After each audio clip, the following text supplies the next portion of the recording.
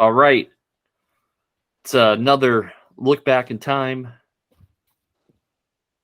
What's the name of our podcast now? We're just going to say it's the Weekly Verdict at this point for everything. Odd presents the Weekly Verdict, but this isn't the Weekly Verdict. This is a look back in time. No, I know. Okay. Just all encompassing Chamber Pod, Weekly Verdict, look back in time. We have an identity crisis. Let's take a poll in the chat. What do you guys want the show to be called? Family last night, and they asked what we call ourselves. I'm like, eh? The show. No, can't say the show. It's the Experience Pod Network. Yeah, we'll say that. Or Productions Network. Either way, it's the overarching thing for this YouTube channel. All right. About 30 years ago, WWE SummerSlam 1992. That's why we're here. I'm JML. Charlie. Frank. Fire Frank. He's got the fire in the background. I'm wearing a nice jacket. I don't know if you guys saw. Sweet. Right.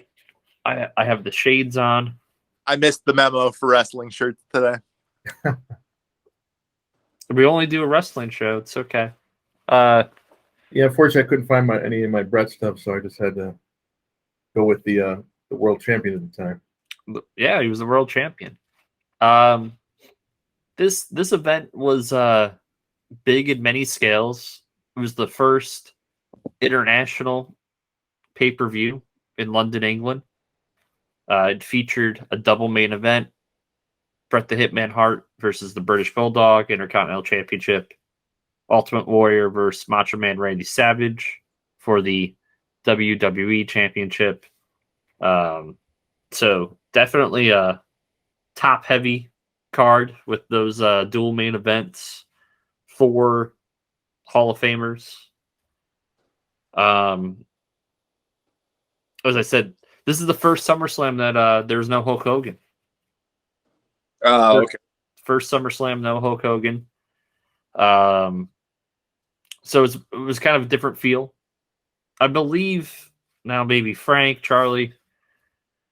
Was this the time where Hogan went away for a little bit? Like retired, sort of, but didn't retire after WrestleMania 8? Correct. Yeah, he went away, didn't come back until the lead up to WrestleMania the next year. Yeah. Raws, actually. Pretty I forgot a lot of these matches on this card because obviously the top two are very memorable for many different reasons. And the opener. You remember the opener. I forgot the opener. Well, that's a good segue. The opener. The first match. How could you forget the opener? There's a name for pops after the Legion of Doom came down. It's the LOD pop. Listen. This was not a classic match. It was a solid match. Oh, but the entrance. Oh, yeah. The entrance was cool. The entrance was something the Undertaker stole many years later, essentially, with the American Badass gimmick. Yeah. So they all come out. This is when Paul Ellering joined WWF briefly to manage. I always call them the Road Warriors. I don't know why, but Legion of Doom. You had Money Inc. with Jimmy Hart. I never understood why Jimmy Hart was the manager for Money Inc., considering that Ted DiBiase was one of the greatest talkers in the history of professional wrestling. Did they really need Jimmy Hart? No, I think, and it was like they only used it to split up the natural disasters from Jimmy, basically. That's the only thing that came out of him managing them. And the nasties in the process as well. Too, later right? on, yeah. That later on that year, same exact thing happened twice in a row. So, and after all of that, Jimmy Hart turns face when he sides with Hogan because Jimmy Hart never wants to miss a free meal freebie. So, yeah. So you have Money Inc. Very underrated tag team. Very underrated tag team. Multi-time champions. I believe they held it twice. Legion of Doom, obviously one of the greatest tag teams of all time. Not because of what they could do in the ring. It was obviously presentation. And I would say early LOD / Road Warriors, where you're getting into like NWA, they could really go. Around this time, in 1992, this is when Hawk's personal issues and personal demons were really getting a hold of him. And you could tell in this match, he's absolutely out of it. Yeah. Yeah, in fact, I think this was their last match for a while. Yes. Animals this was the swan song for Hawk, because him and John Nord, a.k.a. the Berserker, essentially don't make it back on the bus. They go MIA. They both end up getting released. Animal continues as a solo for, I think it was like maybe 6 weeks to 2 months after this. Animal gets a back injury, puts his Lloyds of London to the test. So he basically retires for years, like a year or two, making sporadic Japan visits. It was a good match. Not the greatest, but essentially this was a good way to get the crowd involved early with the, as you would call it, the Road Warrior, Legion of Doom pop, Charlie. Your thoughts on the match? Your thoughts on anything pertaining to this match, Charlie? No, like you said, it was more about character and the entrances than anything else. It was your normal tag match. You could tell Hawk was completely out of it. Yeah. And you can tell the production knew that he was out of it, because they cut really early after they won. Like celebrate, like they totally did not focus on Hawk. It was like they knew something was up, probably going out, from Gorilla. Which is scary that you allowed this match to happen. Yeah. Frank, your thoughts overall here? Yeah, it was a good way to get the crowd up. It was interesting, I thought, because the Money Inc. had actually won the titles off LOD early that year. They never kind of had like the revenge, so this was kind of it. But it was funny because we watch, and I did recently, we were watching some old on the network, or Peacock, whatever you want to call them now, on Superstars at the time. LOD was actually feuding with the Beverly Brothers at this point. But they had this match. Hawk, like you said, clearly out of it.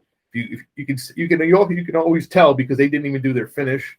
Yes. And even when Animal just like, you can tell he just said, I think he's told this story many times, even on Dark Side. They couldn't even do the finish, so he just kind of power slammed. In the process of him power slamming, was it DiBiase? Hawk almost gets in the way, doesn't leave the ring, and then, like you said, as soon as the match is over, they cut away because he's on the floor. I don't know where he's going. He's completely out of it. Animal looks not excited. As far as the match, it was fine. The crowd, of course, they were mega over at the time, always were, always will be. So it was a good way to get the crowd going. I know there was, I think, several dark matches before this. It was interesting the way the SummerSlam was pre-taped, I think, a couple of days earlier because of time difference, and they kind of reshuffled some of the card around. But it's a good way to start a pay-per-view over teams, decent match, Yeah. Commentary was great, of course. Heenan was like on fire this whole show, as he always was. Yeah. And actually, him and Vince didn't work pretty good together on this show, I'd have to say. Can anyone explain to me what Rocco the Dummy did for the presentation of the Road Warriors? Thank you. Go ahead. One at a time. Go ahead, Charlie. I said thank you. I was wondering that the whole time. Whoever, I'm gonna do the dad joke here. Whoever came up with that is the dummy. Honestly, I remember when that whole stuff was going down. I didn't get it then as a kid, and then like years later, someone's like, "Did I remember that? Did that actually happen?" Yes, it did. And now I can see if they sold like replica dummies, and they didn't. So you understand now with the Lily doll, but Rocco didn't sell anything. Paul Ellering doing a bad ventriloquist act at ringside didn't help. It was almost as bad as the Bushwhackers with Jameson. So I never understood that one either. Yeah, it's like they didn't. The whole idea of having Ellering back, okay, they have their manager, he's going to get them on track. No, we have to find their childhood ventriloquist dummy that they just had, apparently, in the streets of Chicago. And they found him in the rubble of their old house, this strange vignette. See, Vince McMahon always had these out-of-touch ideas, because you could totally tell that was probably a Vince McMahon idea. Really get the crowd pumping dummies, because they're dummies. And when it's his idea, because on commentary he's super excited about it. Yeah. I'm sure even his guys, his inner circle at the time, Patterson probably said, "Okay, yeah, sure, Vince, yeah, we'll get a dummy." This is nothing new about him being on a test. This was 30 years ago, guys. By the way, what do you think of this? They had a lot of backstage interviews during this show. Obviously, this was taped, so they were able to put this all together. The theme throughout the night was, whose quarter is Mr. Perfect going to be in? Yeah. But this is kind of telegraphed during the show, because Ric Flair is interviewed by Mean Gene Okerlund.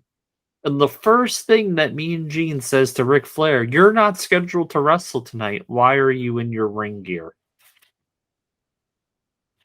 Meaning, at some point during this show, Flair's going to make it out to the ring.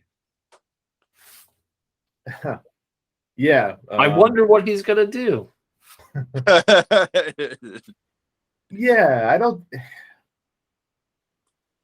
It's a good point. I mean, of course, we assume he had his ring gear underneath the robe. Who knows at that exact moment? But I get it's funny, because back then you would even say that anytime there'd be any kind of run-in, people would just wear their full gear half the time, even though they didn't have a match. It wasn't just Randy Orton learned it from somebody. He watched a lot of early pay-per-views, and he said, "I'm not going to wear pants ever." Then we got a Virgil interview.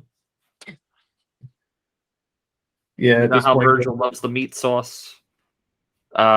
This is Virgil past his expiration date. He was just there to lose to the up and coming heels, essentially. And he did that twice in '92 on pay-per-view. He did a Yokozuna match later that year. Yep. He was still popular with the fans, But this one was for... This guy must have been... I make fun of Jimmy Del Rey for being Chester the Molester. This guy nails. Holy shit. Can you get any uglier of a man? That dude. Holy crap. I mean, that's not even gimmick. That's how he looked outside of the ring. Yeah. Yeah, and he started, I think, in AWA as like this pretty boy heel too. And he's... Oh, geez. He looked the same back then. He just had longer hair. He played the part well. He looked like he just came out of prison. This prisoner gimmick obviously was a one-trick pony. This was only going to work for him and Bossman. We got him and Bossman. But I think the more fascinating thing, obviously, Nails wins this. It's a squash match on pay-per-view. Great use of both people on the show. The more fascinating thing is the backstory behind Nails. The backstage incident. Frank, what am I alluding to? Yeah, so this is a famous match for not the reason you would ever think. So, yeah, Nails had this match. Later on, he had the Bossman match, Survivor Series, Night Sick on a Pole. He was starting a feud with Undertaker. He was supposed to do a house show run with him, because I remember they were even on the cover of the magazine at the time. But sometime later that year, whenever the talent got their payoff for this pay-per-view for SummerSlam, So Nails apparently wasn't very happy with the money he got, and he went backstage to Vince, and supposedly he had Berserker John Nord watch the door. I think that's the story I've heard, and he went in there, yelling at Vince, and allegedly even went as far as to physically choke Vince. Oh wow! So obviously he was fired. And the funny thing is, there is a little even more payoff to the story. Like 2 years later, when they had the steroid trial, the prosecution actually called Nails as a witness. Yeah, he was like the key witness. And he had of course he didn't say, but what he did, it was mostly about Vince, abused. But he tried to say Vince harassed him, or he did Vince. I don't know what he tried to say. He tried to say that Vince was sexually right. coming on to him. Yes. Yeah. And that he wanted the Nails to put the needle in his butt and all of this shenanigans. And then the basically on cross examination, they basically tore his whole case apart because he admitted that he hated Vince over this. So he was a terrible witness, and it was one of the reasons why this trial did not go so well for the feds, believe it or not.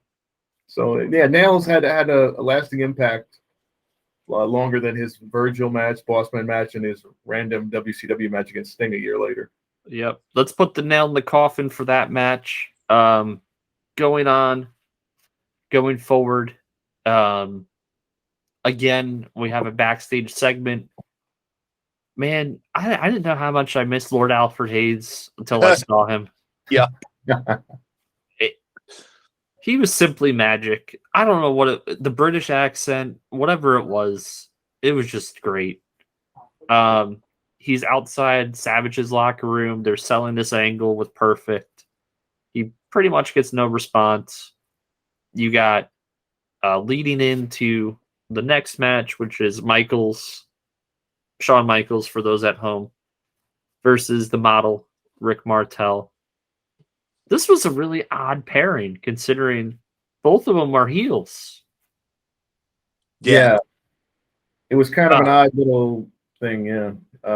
It was basically because Shawn and Brett had a feud at the time over the title, IC title, and then I think they were supposed to have the SummerSlam match, and Brett even wanted it to be a ladder match, and that's why they did the TV taping. But then when they said they were going to England, Brett basically convinced him, we should have Bulldog versus me, and then Bulldog can go over and all that. Yeah, Brett told us the story again last week at Starcast. Sherry. The way match. Huh? She was the star of this match. She was all the way live, too. That ring attire. Even Bobby Heenan was like, the moon is out tonight. Yeah, she made this match interesting for sure. They were pretty. Michaels and Rick Martel, they were essentially the same character at this point. Yeah. Yeah, and they were. It's just like you said. I said before, he's feuding with Brett. Martel's actually got this thing going with Tatanka at the time. If you've seen that, they had the little videos going up to the match. He had the feather in his cap and everything. They just kind of did this whole thing where, like, Martel was like trying to talk to Sherry, and then Sean got jealous, and then she couldn't. They couldn't punch each other in the face. Right. So she said the only way they got this match, they can't hit each other in the face. They start every time they threaten to do so, she freaks out. Man, I wish they had a real match, because it would have been much better than this. But the storytelling and the drama was fascinating. Like Charlie said, and Charlie, you can elaborate. She was really the star of this match on many levels. Those bumps she took too when she was unconscious, being carried by the two of them. Yeah. My gosh. Yeah, she was fantastic. The apron. Yeah, the crowd dug it. The crowd was into it. Behind Martel, it seemed like for a while there was in a babyface capacity. It's funny because this Sherry thing, they even play a similar angle in the 93 Rumble match with Jannetty, where Sherry's like the focal point of that, match when she gets hit with the mirror. Yeah. Mm-hmm. And Sean's trying to win her back, and she's not saying whose corner she's in. Yeah. And that show is in the archives. Royal Rumble 1993. Yep. Was that the first one we did? I believe that was the first one we did. Yeah. Because then 93 Rumble was the first one we did. Yeah. That was a great show. Now, yeah, it came off as a comedy segment, but I enjoyed it. I enjoyed it for what it was. Then we have the Tag Team Championship match. How terrible was the Genius? So bad. This dude made millions and millions of dollars because his brother was Macho Man Randy Savage. And to his credit, he's like, yeah, no, I got my jobs because of my brother. And to this day, he handles his estate. So like his whole life is, which is fine, great dude. Like I'm sure that he worked, like he had a WCW contract from like 1994 through I think 1999, and he was making like $500,000 a year. Jeez. Not even used once. Not even used a single time. Must be nice. Shocking that WCW no longer with us. Shocking. But I'll say this for the Genius. I'll say this for Lenny Poffo. He was actually a pretty good worker, but the character, I thought like when he was with Mr. Perfect, it kind of worked for a while, but the Beverly Brothers, they didn't really need a manager. No. First they have Coach, and then he gets fired, and then they bring in the Genius to be a manager, and then you talked about Jameson and the Bushwhacker. My thing watching this tag team match, the Beverly Brothers were freaking legit. Oh, yeah. They were taking missiles. They were awesome. Why didn't these guys get a tag team title run? Probably because they just knew that they brought in the heat. So whenever they needed a good face team to go against them, they would just bring them in. Yeah, they were like the mid-card, like gatekeeping heel tag team that a couple teams used to be, but in the past, like like Power and Glory and stuff like that. But they brought the heat, though. They really did. They're very good. They had a nice match with the Steiners at Rumble 93 in the archives. It's an interesting match. They even had a match with Money Inc. on Raw once. I think the 93. It was like a heel versus heel match. So it was very, very good, actually. Also, I'm always the president of this fan club, but John Tenta, aka Earthquake, that guy was unbelievable for his size. Oh yeah, he could really throw his weight around. Not only that, but unlike Yoko and some of these other big men, like he didn't get gassed as easy as some of those hefty superstars. No, he also didn't let himself get way out of shape. He stayed like pretty much the same size throughout his big run there. He was, oddly enough, I think he was still in his 20s when this was going on. The guy always looked like he was 40 something. Yes. Like in his 20s still at this point. Yeah, I'll look that up. He died, he was only about 45 or so. Yeah. 2006, I believe. That's same with Zuna, right? He was only in his 40s. He was in his 30s. Younger. He was like 30.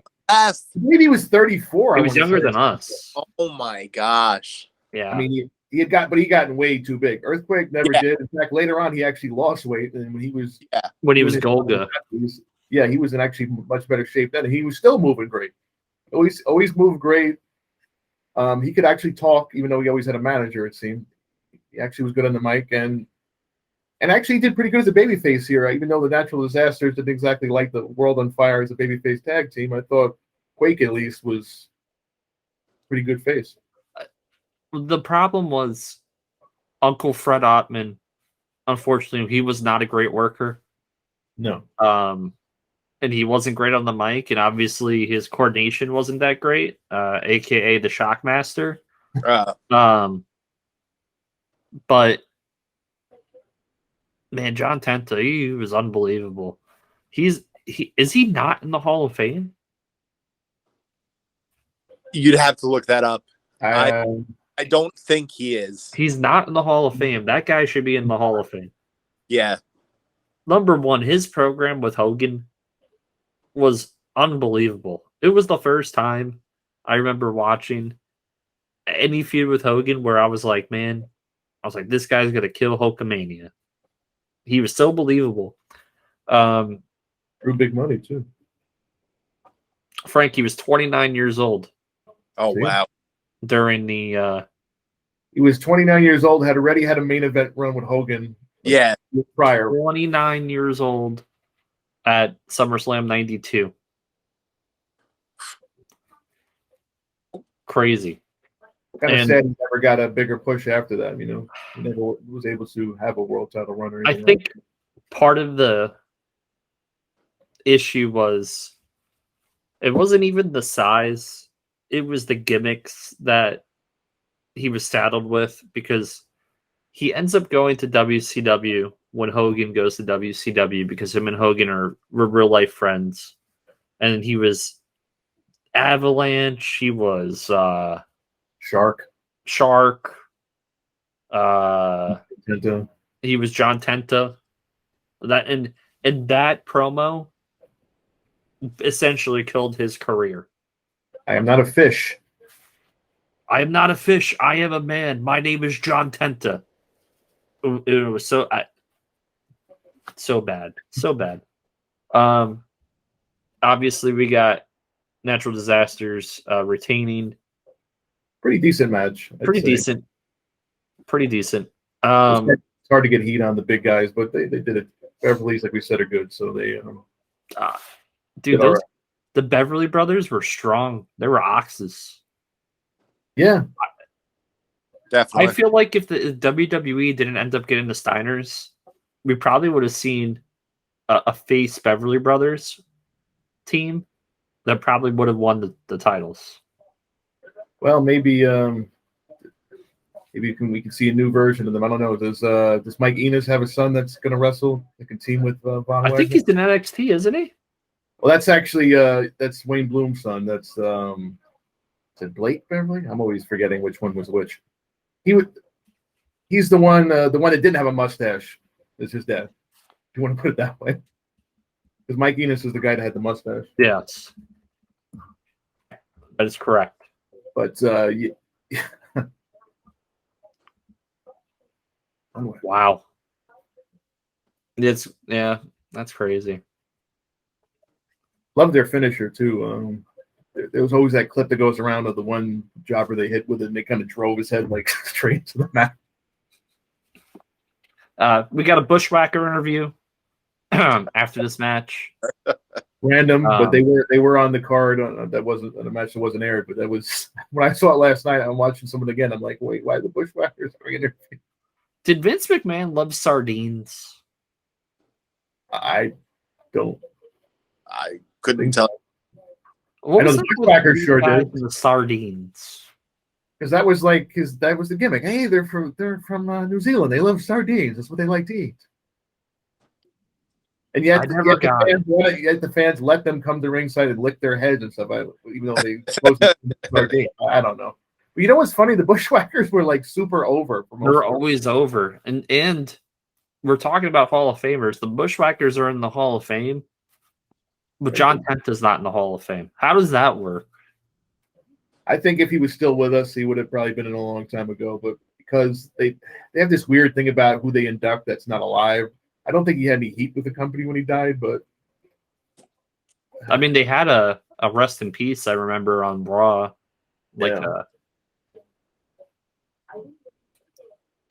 So the next match, which was a funny booking, funny pairing, because Repo Man and Crush, they were in Demolition together. Right. This was the Hawaiian Crush. Frank, how did you feel about Hawaiian Crush? Kona Crush. I'll be honest. I was a huge Kona Crush fan at this time. I'd become a fan kind of at the tail end of Demolition, so I recognized him, of course, even without the makeup. Yeah, I think we even brought it up maybe once or twice. It was a good gimmick. He was a big dude, but he moved pretty well. He had some cool moves. His finish, squishing the guy's head, I thought was cool at the time. I honestly, at the time, I thought Kona Crush was going to be the WWF champ at some point. Charlie. Yeah, we've spoken on Crush before and how underrated he was.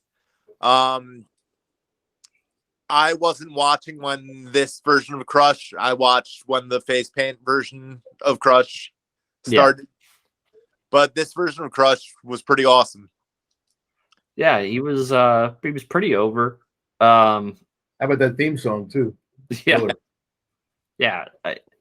They definitely were investing money and time into the presentation.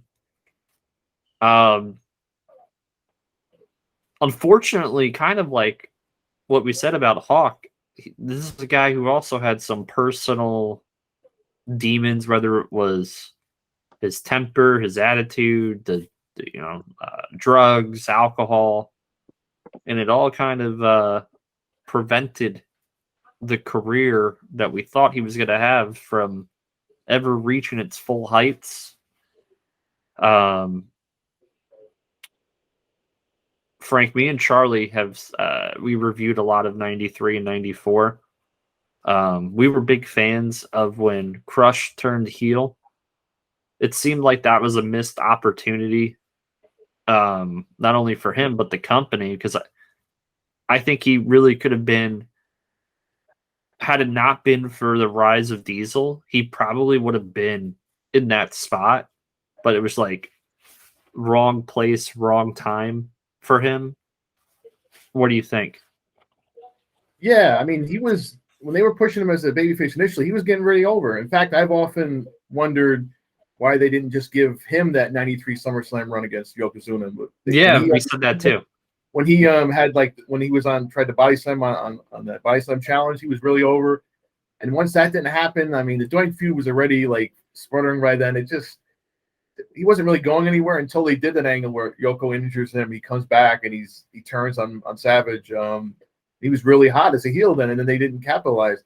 So two times I think they missed the boat on him. Of course, later on, his, like you said, personal issues, unfortunately, prevented him from getting any further, and then obviously ended his life way too soon.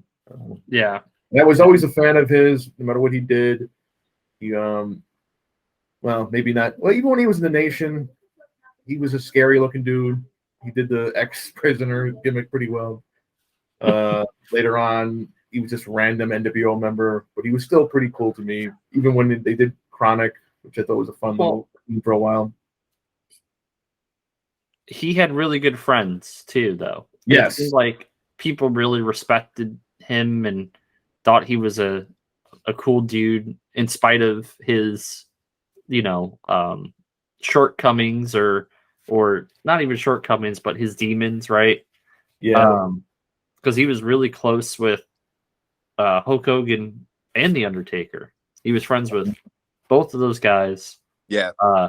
Undertaker, that if you have a conversation or ask The Undertaker about Bryan Adams, aka Crush, The Undertaker just he wells and tears up. They were very, very close and very, very tight. And the same thing with him and Hogan. It's just unfortunate that we've lost so many wrestlers as we go through the show. Both the Road Warriors not with us, John Tenta not with us. The main event, three of the top four guys not here with us. It's absolutely crazy. That's why I always say, if you have the opportunity to meet any of these guys, jump and go see them, because they may not be here tomorrow. It's a rough life. especially the guys that competed in the 80s and 90s. Go see them. I encourage you. Very well said. Yeah, we got the promos, the vignettes for I almost said Flair and Savage. For Savage and Warrior. This was the second WWF title reign for Savage. He won it at WrestleMania 8 from Ric Flair at the Hoosier Dome. It seemed like the Flair Savage feud, like, it never ended. It was just ongoing. I think that was part because the roster just Sid left right after WrestleMania 8. Hogan, there was a big void top of the card. Hogan was gone.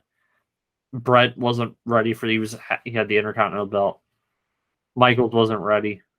So they kind of stretched this Savage Flair feud way too long, in my opinion. It lost its juice when Elizabeth also departed the company, because that was the main cog of the storyline. On her property? Frank, your thoughts, and then we go to Charlie. Thoughts on the match or just everything? Just the storyline between Savage and it, because it's still the continuation. Even though the Warriors in this match, it's still the continuation of the Savage Flair angle. Right. Yeah, it did lose a lot of steam when Liz and Savage broke up and she was gone. I think Flair, I think in his book, mentioned that. But the feud never stopped. I mean, even WCW heated up again. It was like they always had good matches. It was just a weird time, when Flair didn't wind up fighting Hogan in Mania. He fought Savage. They put the title on Savage. He doesn't really have anybody to work with. He works with all kinds of people. Now, the story at the time, as a kid, I bought into it. Like, whose side is he on? That whole thing. It works out because where this goes afterwards, or if you get to see at the end of this match, like Warrior and Savage, they had that classic WrestleMania 7 match, which is one of my all-time favorite matches. And that's not even including the post-match angle, which puts it over the top, obviously. It's funny. So I said, what did I say? Like, what was it, like a week or two ago, Charlie? That was like one of my favorite WrestleMania. I think when we did the review of WrestleMania 12, I said to Charlie, I was like, one of my favorite matches for WrestleMania matches is the Savage Warrior. Yeah. And he's like, really? I'm like, absolutely. And it was for the reasons you just said, Frank. So it's a tremendous match. I mean, even before all that, like just the whole story, like the loser has to retire. It's just this different the spots, like how many elbow drops? We hit like 5 elbow drops. Then there's this other spot where Savage Warrior catches him off the top, and instead of doing anything, he just puts him down and slaps him across the face. It's like selling. He just selling, like, what a move! Like even him Warrior walking to the ring because he didn't want to blow his energy out because this was an important match. Like everything about that match is like perfection. Now this leading into this, I was excited to see the rematch as a kid. The story was good. I mean, once you see where it was heading, it's obviously Flair and Perfect playing mind games with both of them. And then they wind up injuring Savage in the process, which leads to him losing the title back to Flair like a week or so later. Well, with some help from Razor Ramon, but the story was fun. The way they sold it on commentary, Heenan going, he told me he was gonna be in the corner. He wouldn't lie to me. Like first, the match is pretty good too. I don't want to downplay the match. Not as good as their first match, but it's still a really, really hot match. Savage Warrior actually kind of plays heel, not really, just the way he's dominating the match. Savage is tremendous selling. It was a solid co-main event. Yeah, and it was good action. And then they interfere on both their sides, so you don't know what's going on. Then you start to see the picture. Savage figures it out, tries to attack Flair, gets hit with the chair, and he gets counted out. But which leads, like I said, to the title change. So looking at as a whole, that's why this match is good. Like people will say, "Oh, that's kind of a finish," but because of the story that was being told, it's a solid co-main event. Obviously, glad it didn't finish the show, and it wouldn't have anyway in England. But No. It was a really good program, good story. It led into like I said, title change coming up. Supposed to lead to a tag match. It didn't happen, which led to other things happening, which I'm sure we'll talk about some other time. Yeah. I enjoyed it. I enjoyed it. I watching it back. I haven't watched it in a while. I enjoyed the whole segment. Yeah. I was not a fan of Warrior's ring attire during this era. Yeah, I didn't like it either. I know he was a little smaller, but I don't think he needed to wear the singlet. The singlet just didn't work for him. Yeah, it didn't work. The jacket was cool, but we knew he was strong. He Savage did a crossbody from the top, and he caught him. Yeah, like with a callback with little effort, caught him. So yeah, dude, you wrestle without the freaking singlet on. And unfortunately, as I was saying, rest in peace, Ultimate Warrior. Rest in peace, Randy Savage. That's the perfect. Savage and Warrior, man, they were good together in the ring. They were absolutely fantastic. Yeah, this was a means to another storyline we'll get into when eventually we get to Survivor Series 93 and what was supposed to happen that didn't happen. Then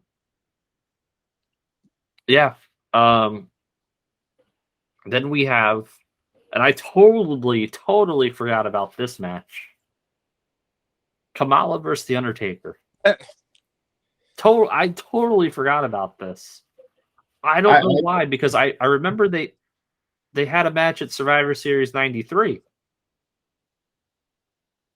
Yeah, coming up. This was actually kind of like, this was just like a random match. Kamala had just come back and, that summer, and this was like a random match. They kind of started their feud. This was like a means to an end. So it wasn't much. I do remember this match, and I'll tell you, the only reason I really remember this match more than anything is because I used to have this, I probably still have it, like this VHS tape that had like SummerSlam's best matches, and somehow this was on it. You could tell it was one of those cheap tapes where it's like, oh. Yeah, I had that tape. Here's Brett versus Mr. Perfect, but we also got Undertaker versus Kamala just to fill up some time here. Yes. I've probably seen this match more times than anything else on this card, oddly enough. The entrance for The Undertaker was unbelievable. Oh, yeah. Super cool. It was so cool when he's on the back of the hearse. Oh, my God. Back of the hearse. He's like, you look at it. No, Vince's like, no, you look at that. I don't want to know about that. Just unbelievable. Super dude. His presentation was just always top notch. This match was okay. I mean, they actually made Kamala look pretty strong. Yeah, I was gonna say that. They made him look like a credible threat. Until Survivor Series 93, where we'll get into that at some point. But it was okay. It was a storyline building match. Nothing more than that. Any other thoughts as we go to the main event? I'll just say the one thing I liked this match, post-match, Kamala's beating him up, and then he leaves the ring, but Paul Bearer just like slammed her into the mat, and he just sits up at exactly the same moment. The timing on that was so perfect. Yeah. Like, Taker this time, obviously, a couple years into it, he was totally like perfected this character. The Michael Myers Taker. Yes, the way he moved, the way he sat, all that stuff, even his athleticism, flying clothes, and everything looked pretty good. For a couple-minute match, like I said, it was storyline building. It was fine. It's like the cool down before the main event, but the crowd got into it because Taker was super over, of course, and the entrance and all that. So, what else can you say? And before the main event, we got backstage interviews with each participant. Bulldog with a pretty good promo. Then we have Brett with a very heel-like promo. Yep. I forgot how heelish that promo was. He's like, you wouldn't even be married to my sister if it wasn't for me. I was like, whoa. Yeah, when Brett would do like the face matches, he would lean heel, and he was good at it, obviously. Yeah. All right, who wants to take the floor for this one? Well, I guess I'll start. Obviously, I mean, it's not much you can say about the match. These guys work well together. Brett can work with anybody. I mean, I just listened to him talk about this match a week ago at StarCast on Fight. Of course, Brett has remind us that he basically came up with the entire match himself. He carried him. Bulldog supposedly was blown up like a minute into it, or he forgot the match. Apparently, like he had taken the summer off. He supposedly had a staph infection, which Brett, of course, doesn't believe. Yeah.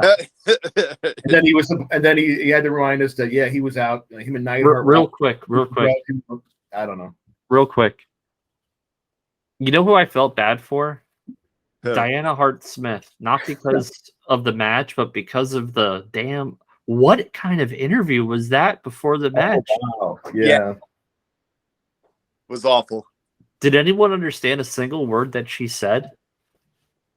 No, and they didn't help her with the question that they needed somebody to just to lead her through it. And she was going all over the place. She stopped mid sentence. I don't know what she was trying to get at.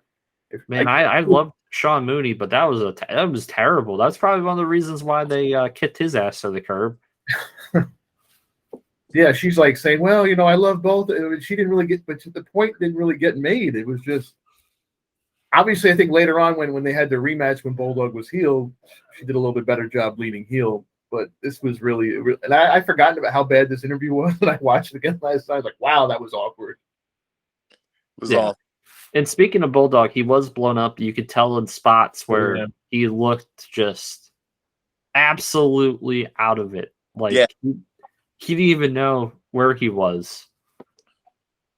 Kind of like Hawk in the opening match. And the fact that Brett was able to call this match and just carry a guy who's much bigger than him through this match, put him over, and deliver one of the best SummerSlam matches of all time. Probably in 1992, off the top of my head, probably the match of the year. Bravo to you, Bret Hart. For sure. Volumes for Bret. It really hats off. He played off everything, all Bulldog strengths. Every spot was crafted to make him look good. Bret was playing subtle heel, trying to chop down the big man. A lot of the spots, it was just down to the finish. I'll give Bulldog this. The way he rolled forward on that and really hooked the legs tight, it looked really credible. The double clothesline spot was awesome. Yeah. Oh, man. Not knowing anything about all this other backstory, it was just the classic match that we thought it would be. It went almost 26 minutes. Wow, and Bret carried that. That's crazy. The crowd was into it, obviously. Yeah, they didn't need much to get Bulldog any more cheers. I know Bret likes to mention that he was very over in England too. Maybe more so than Davey. Although I think listening to this crowd, love you, Bret, but I'm pretty sure they were saying Davey. Not the case. I mean, down to he's got Lennox Lewis in his corner with waving the flag. It was just they didn't really have to do any more to put him over as the hometown guy. But yeah, tremendous crowd obviously for this match. Commentary was great. There was a shot of Diana Hart Smith during the match. Heaton on commentary has a awesome one-liner. If you don't like it, you shouldn't be here. Go do the dishes. Oh wow, I didn't catch that. Yeah, it's right. It's right towards the end of the match, right before they go into the finish. He just kind of just drops that. The things that flew back then would not fly now. It's crazy. But it made perfect sense because Heenan was such a piece of trash as a character that it worked for him. It just it's a heel. That's what he was. Me and JML were talking about this in previous episodes. The things that Jerry Lawler used to say would definitely not fly with today's audience. I guess Heenan can be summed up. They don't now. I mean, sometimes whenever they trot Lawler out, he'll say something that somebody doesn't like, or sometimes obviously JR does. But the fact that Bret knew he had to work as a heel, did the heel interview before the match. Yeah. Even though he was one of the top baby faces in the company, to make sure the crowd was completely behind Davey Boy even more, is just a testament to the storyline and the storytelling that Bret put into his matches, especially pay-per-view matches. Charlie and I have done about 13 or 14 pay-per-views at this point. I think all of them have had Bret on them. Correct me if I'm wrong. And I can't remember a single pay-per-view match where I was like, this was a bad Bret Hart pay-per-view match. And we did we do WrestleMania 11 or did we skip over that? We skipped over that. That would have been the one where it would have been a little But almost every single from his solo run when it started, right? Which his first solo pay-per-view, correct me if I'm wrong, Frank, SummerSlam 91 when he won the Intercontinental Championship from Mr. Perfect. I think that was the first time he was on pay-per-view as a singles. That's outside of like you doing battle royals like that. Yeah, he was basically his first singles pay-per-view. After the Hart Foundation. Another classic match that's one of my all-time favorites, by the way. So from SummerSlam 91 through Survivor Series 1997, the body of work that Bret Hart put together, in my opinion, it's unmatched. And I could be biased because it's my favorite ever, but there's a reason why. Like, you look back, I cannot believe he made Hakushi. Okay, Google it, folks. He made Hakushi look like a star. He made Bulldog after a minute in this match. Completely doesn't know where he is. A 5-star match. There's a reason why there's been this shift of Michaels is the greatest wrestler to now Bret's the greatest wrestler and greatest influence. And it used to be more Michaels, but now it's like meeting at the middle. Yeah. It's crazy. What do you guys think of that statement? Yeah. I mean, they're always going to be linked, and some people just can't like. If you like one, you can't like the other. But I try to be different. Bret was probably like one of my first favorites. When he went solo, I think he pretty much became my favorite guy. Then especially once Warrior was gone, since he was like my first guy. Like, yeah. I was pretty much into Bret. And this match here solidified him as, okay, this guy can main event. This guy can carry everything. And obviously, Vince was watching. And but he was champ 2 months after this. Not even. So Charlie, I've known Charlie a long time, and Charlie's always been a Michaels guy. And I was like, man, if you really looked and you look back at pay-per-view matches, I was like, I think you would have a different appreciation of Bret. With that being said, Charlie, do you have a different appreciation of Bret?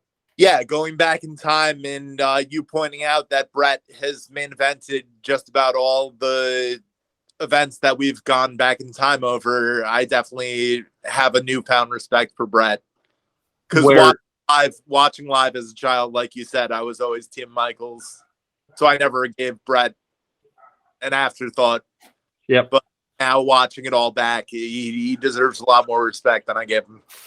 And it's different to say, like, oh, this guy main evented all these years, because there's been plenty of guys that main evented.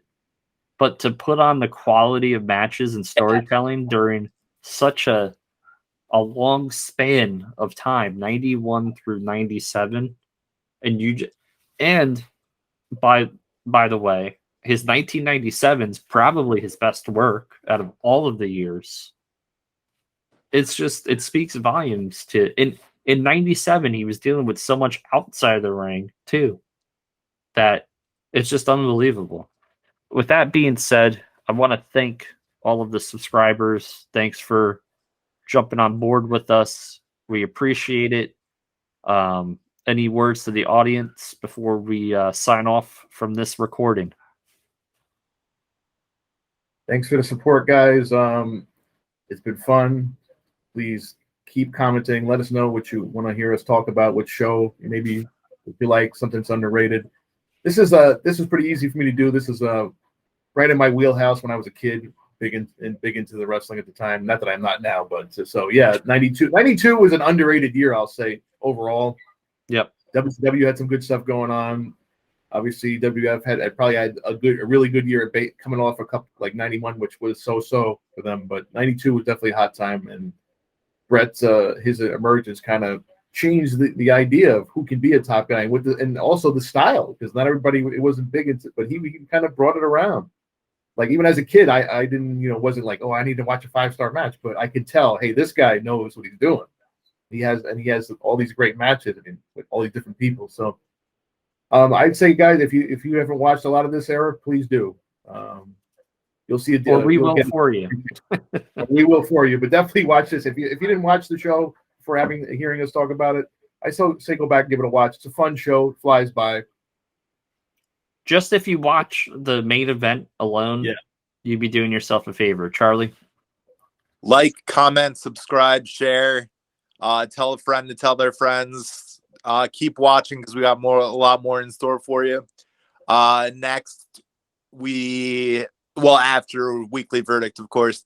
Next, Back in Time, we have In Your House and King of the Ring 96. Yep. So putting you on the spot there, Charlie. In Your House is just going to be more cliff notes, but we're going to mainly talk about King of the Ring, and I think that's what we're going to do with In Your Houses in general, because it doesn't seem like the audience really likes the In Your House shows, and it really seems like we don't like the In Your House shows either. Okay. Based on me watching back our show from last week. So we're gonna steam ahead to through 96, but if you want us to talk about WCW 96, it would be a great time. Little group called the NWO was formed. Comment WCW event so I could watch for the first time. Yeah. Thank you so much. Good night. Good luck. See you all next week. Peace.